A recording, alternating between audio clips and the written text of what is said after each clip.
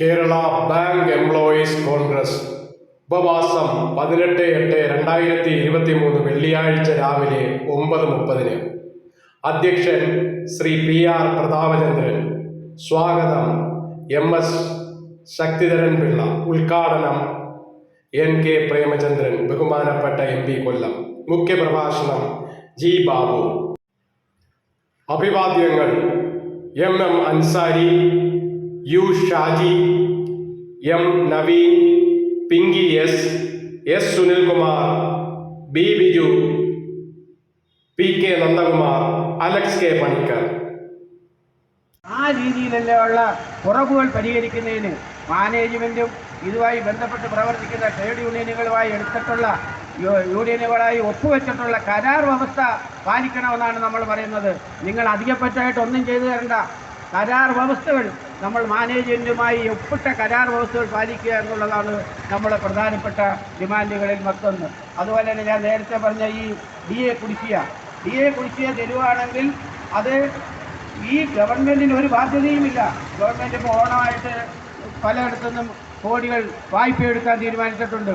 അതൊക്കെ പല പെൻഷൻ കൊടുക്കുന്നതിനും മറ്റ് ആനുകൂല്യങ്ങൾ കൊടുക്കുന്നതിനുമൊക്കെയാണ്.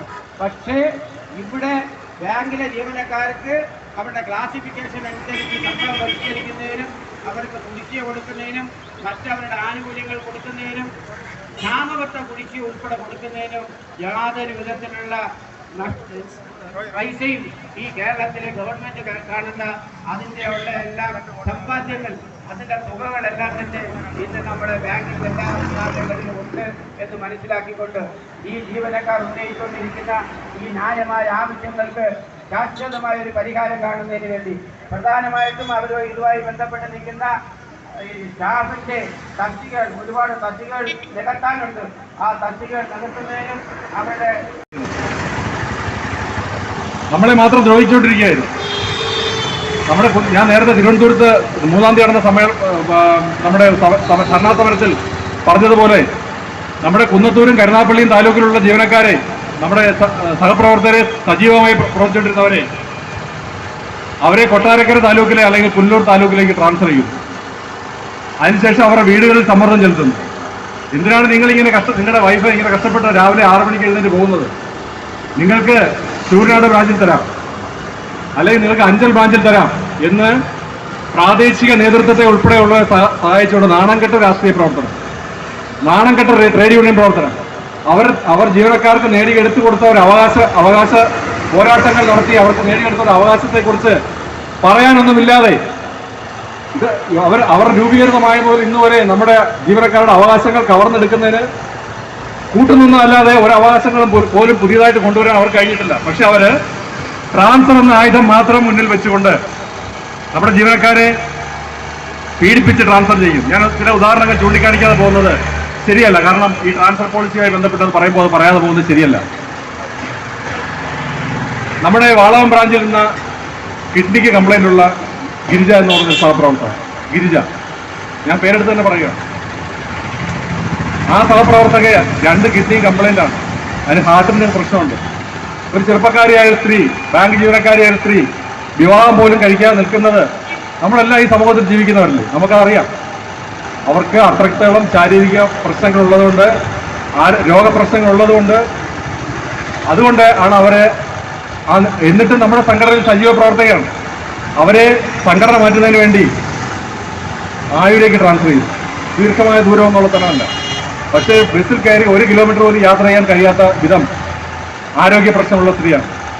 എന്നിട്ടും അവർ സംഘടന മാറില്ലെന്ന് പറഞ്ഞപ്പോൾ അവരെ അവിടെ നിലമേലേക്ക് ബ്രാഞ്ചിലേക്ക് ട്രാൻസ്ഫർ ചെയ്തു.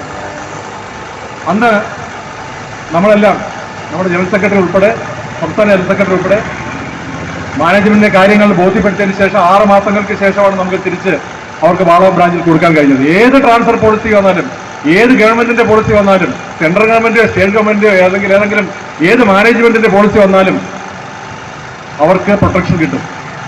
അവരുടെ രോഗാവസ്ഥ പരിഗണിച്ച് അവർക്ക് പ്രൊട്ടക്ഷൻ കിട്ടാൻ അവർക്ക് ബാധ്യതയുണ്ട്. പക്ഷേ വളരെ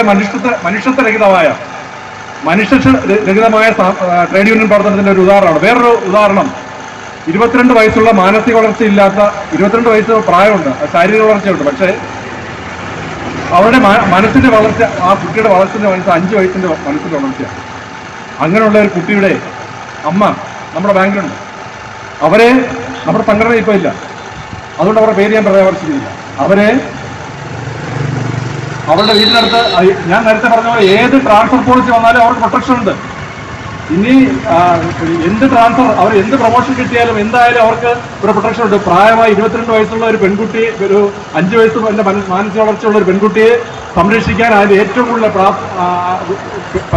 ബാധ്യതയുള്ളത് അല്ലെങ്കിൽ ചെയ്യാൻ കഴിയുന്നത് അതിൻ്റെ അമ്മയ്ക്ക് മാത്രമാണ്, വേറെ ആർക്കും പറ്റില്ല. അതുകൊണ്ടൊരു പ്രൊട്ടക്ഷൻ നമ്മൾ കൊടുത്തിരുന്നു. അവരെ എടുത്ത് വിദൂരമായൊരു ബ്രാഞ്ചിലേക്ക് മാറ്റി, സമ്മർദ്ദം ചെലുത്തി, യൂണിയൻ മാറ്റി. നമ്മുടെ യൂണിയന്റെ ജനറൽ സെക്രട്ടറി വിളിച്ച് കരഞ്ഞുകൊണ്ടാണ് അവർ യൂണിയൻ മാറുന്നത്. അപ്പോൾ മാറിപ്പോയിട്ടുള്ളത്. അപ്പോൾ ഇതാണൊരു സംഘടനാ പ്രവർത്തനം.